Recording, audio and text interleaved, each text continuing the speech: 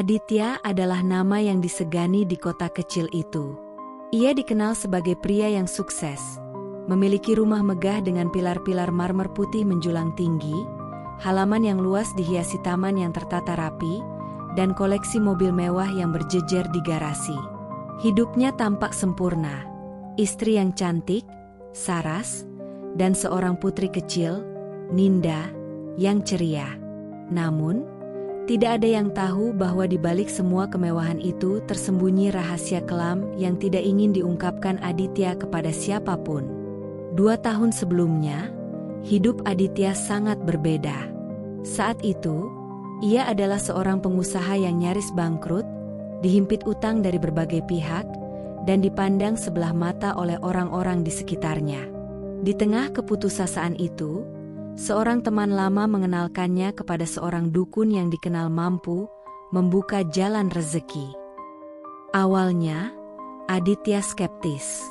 Namun, dengan punggung yang semakin terbebani oleh tagihan-tagihan yang tak kunjung berkurang, ia akhirnya menyerah dan mendatangi dukun tersebut. Dukun itu tinggal di sebuah gubuk reot di tepi hutan desa sebelah.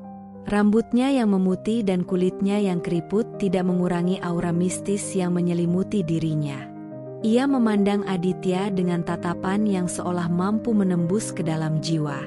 "Kalau kamu mau kaya, ada harga yang harus dibayar," katanya dengan suara serak. "Bukan hanya kerja keras, tapi juga persembahan." Ritual pertama berlangsung di bawah pohon beringin tua di tengah hutan. Dukun itu meminta Aditya membawa seekor ayam hitam, beberapa sesajen, dan kain putih. Dengan mata yang penuh keraguan, Aditya mengikuti semua instruksi. Setelah mantra-mantra panjang dilantunkan, ayam itu disembelih, dan darahnya disiramkan ke akar pohon beringin. "Ini hanya langkah awal," ujar sang dukun. "Harta akan mengalir, tapi kalau kamu ingin lebih, kamu harus memberikan lebih." Aditya tidak menyangka bahwa ritual itu benar-benar berhasil. Dalam beberapa minggu, bisnisnya mulai berkembang pesat. Orang-orang yang sebelumnya menolak bekerja sama dengannya kini berbondong-bondong menawarkan kemitraan. Utangnya lunas, dan ia mulai menikmati kemewahan yang sebelumnya hanya bisa ia impikan. Namun, makhluk gaib yang memberinya kekayaan itu tidak puas dengan persembahan kecil. Setelah beberapa bulan, ia mulai meminta tumbal yang lebih besar, nyawa manusia. Awalnya, Aditya menolak. Gagasan mengorbankan sesama manusia terasa terlalu mengerikan baginya. Namun, ketika situasi bisnisnya kembali memburuk dan ia merasakan tekanan yang sama seperti sebelumnya, ia akhirnya menyerah. Korban pertamanya adalah seorang gelandangan tua yang tidak memiliki keluarga. Dengan bantuan sang dukun, ia melakukan ritual yang lebih besar di malam bulan purnama.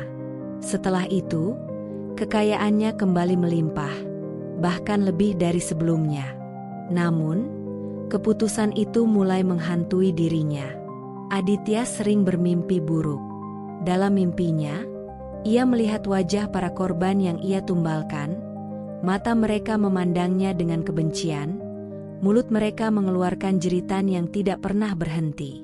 Saras mulai curiga dengan perilaku aneh suaminya, tetapi setiap kali ia bertanya, Aditya hanya menjawab bahwa ia sedang stres karena pekerjaan. Ketika Ninda lahir, Aditya merasa bahwa ia telah mendapatkan segalanya yang ia inginkan. Kehadiran putrinya membawa kebahagiaan yang tidak pernah ia rasakan sebelumnya. Namun, rasa bersalah yang terus menghantui membuatnya mengambil keputusan untuk berhenti. Ia tidak ingin lagi memberikan tumbal, tidak peduli apa risikonya.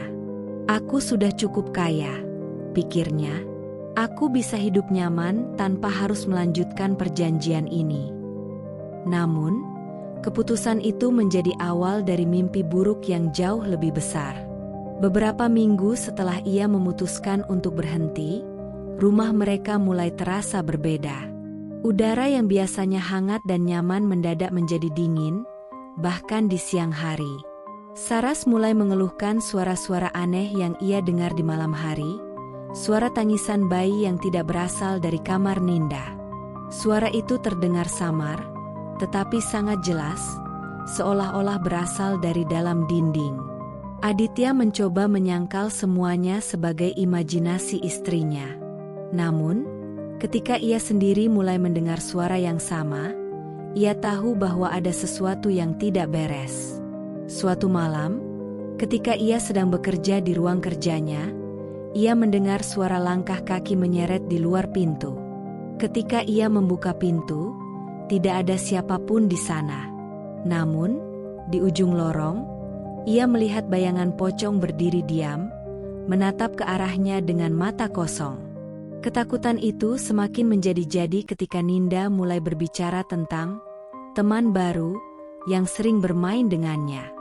Dia suka main petak umpet, kata Ninda dengan polos.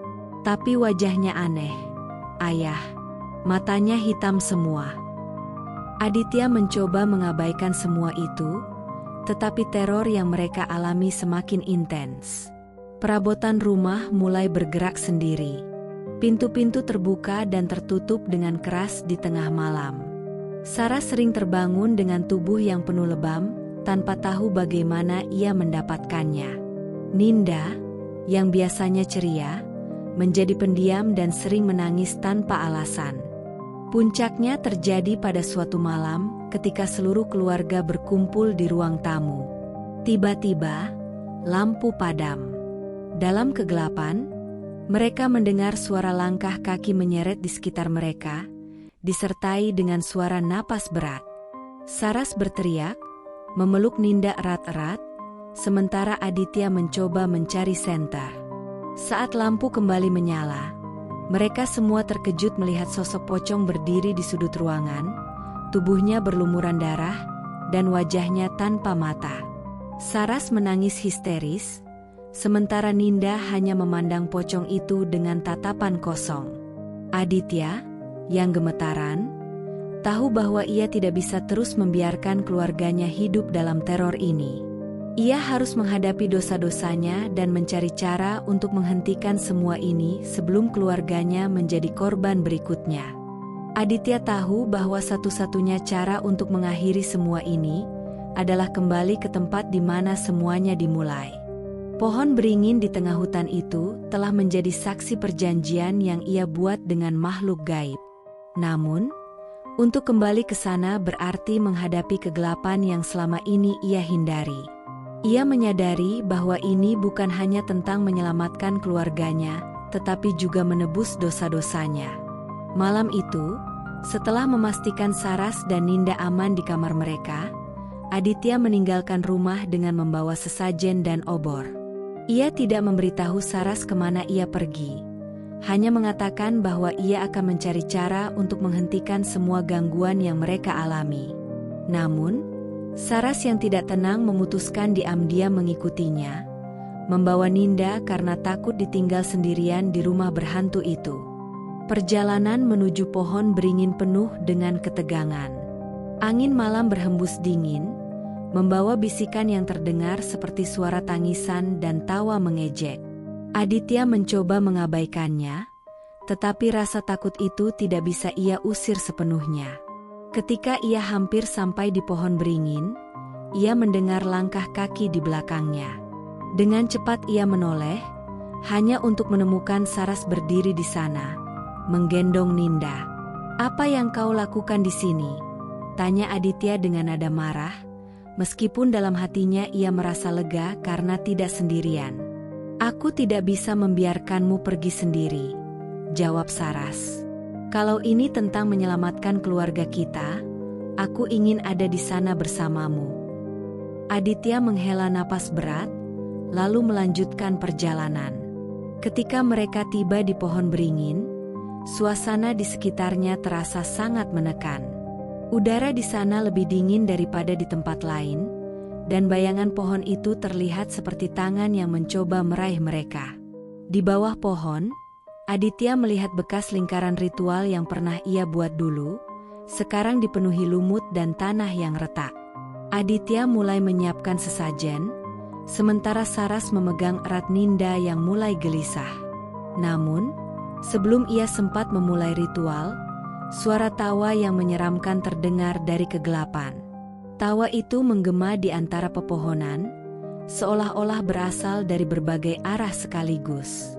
"Kau pikir kau bisa kabur dari perjanjianmu?" Suara itu berkata dengan nada mengejek. Aditya berdiri tegak, meskipun tubuhnya gemetar. "Aku tidak akan memberikan tumbal lagi.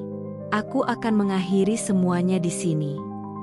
Tiba-tiba, angin kencang berhembus, membuat obor yang mereka bawa hampir padam.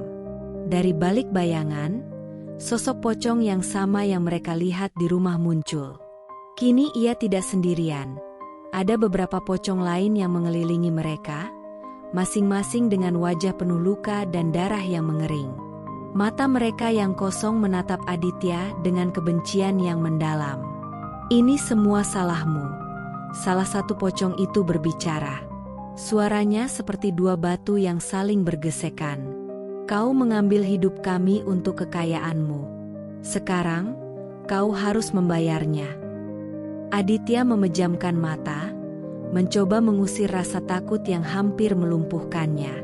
Ia mulai melafalkan doa yang diajarkan dukun itu dulu, tetapi pocong-pocong itu mendekat, membuat lingkaran di sekitar mereka semakin sempit. Saras menjerit ketika salah satu dari mereka menyentuh pundaknya, meninggalkan bekas hitam yang terasa seperti terbakar. "Ayah, mereka marah," bisik Ninda tiba-tiba. Suaranya terdengar aneh, jauh lebih dewasa daripada seharusnya. Aditya menatap putrinya dengan cemas. Mata Ninda, yang biasanya ceria, sekarang hitam pekat, seperti mata makhluk-makhluk itu. "Ninda?" Saras memanggil, tetapi anak itu hanya tersenyum tipis. "Mereka bilang ayah harus meminta maaf." Aditya tertegun. Ia jatuh berlutut di tanah, mengabaikan pakaian mahalnya yang kotor oleh lumpur. Dengan suara yang bergetar, ia mulai berbicara. "Aku minta maaf.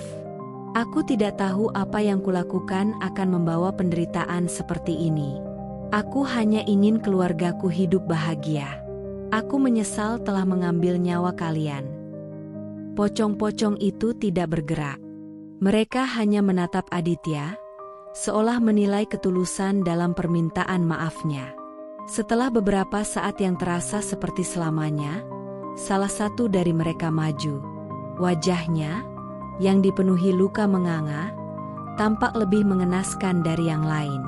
"Permintaan maafmu tidak cukup," katanya. "Kau harus menyerahkan sesuatu yang paling berharga." Aditya menunduk. Ia tahu apa yang dimaksud makhluk itu. Dengan air mata yang mengalir deras, ia memandang Saras dan Ninda. "Aku tidak bisa kehilangan kalian," bisiknya. Saras, yang menyadari apa yang terjadi, menggenggam tangan Aditya dengan erat. "Kita bisa menghadapi ini bersama. Jangan serahkan nyawa siapapun lagi." Namun, sebelum Aditya bisa merespons, Ninda melepaskan diri dari pelukan Saras. Anak kecil itu berjalan ke arah pocong-pocong itu dengan langkah pasti. "Aku akan pergi dengan mereka," katanya dengan suara yang hampa. "Aku sudah lelah." Saras berteriak, mencoba menarik Ninda kembali, tetapi pocong-pocong itu membentuk dinding tak terlihat di antara mereka. Aditya berteriak, memohon kepada makhluk-makhluk itu untuk mengambil dirinya saja, tetapi mereka hanya tertawa. Perlahan, tubuh Ninda berubah menjadi bayangan hitam yang kabur, dan dalam sekejap, ia menghilang bersama pocong-pocong itu. Hutan itu menjadi sunyi. Aditya dan Saras hanya bisa berdiri di sana, menangis dalam keputusasaan. Pohon beringin di depan mereka tiba-tiba kering, daunnya gugur, dan cabang-cabangnya patah seakan kehilangan nyawanya.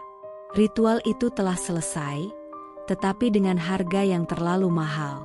Ketika mereka kembali ke rumah, suasana di sana tidak lagi menyeramkan. Suara-suara aneh dan gangguan mistis telah hilang. Namun, Keheningan itu terasa menyakitkan tanpa kehadiran Ninda. Setiap sudut rumah mengingatkan mereka pada anak kecil itu. Senyumnya, tawanya, bahkan boneka-boneka yang ia tinggalkan. Aditya tahu bahwa kehidupannya tidak akan pernah sama lagi. Kekayaan yang dulunya ia anggap sebagai berkah kini terasa seperti kutukan. Ia menjual semua harta bendanya dan memilih tinggal di rumah sederhana di pinggir kota. Setiap malam, ia dan Saras duduk di depan foto Ninda, berdoa agar suatu hari mereka bisa bertemu kembali. Namun, di lubuk hatinya, Aditya tahu bahwa dosa-dosanya akan selalu menghantui dirinya. Setiap langkah yang ia ambil terasa berat, seperti bayangan pocong-pocong itu masih mengikuti di belakangnya, mengingatkannya pada kesalahan yang tidak akan pernah bisa ia perbaiki. Dan di suatu malam, saat ia tertidur lelap, Aditya bermimpi. Ia melihat Ninda berdiri di depan pohon beringin yang telah mati itu, tersenyum kepadanya. Namun, senyum itu bukan senyum yang hangat. Itu adalah senyum penuh kebencian, mengingatkan Aditya bahwa pengampunan mungkin tidak pernah menjadi miliknya.